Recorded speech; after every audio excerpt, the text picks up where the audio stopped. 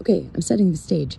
We're pretending that we are giving this car to our 16-year-old daughter, but really we are having our almost son-in-law help us pull it out, and the whole front end is gonna come off, and we're gonna surprise him and see his reaction.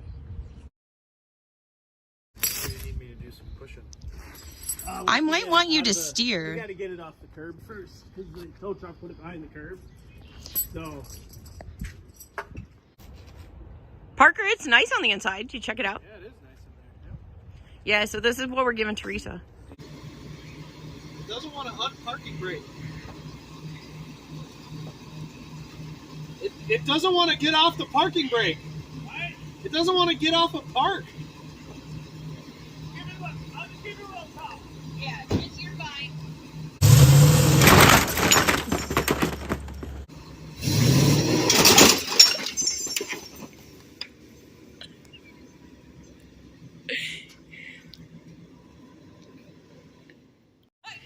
I tried to tell you it wouldn't get off a park.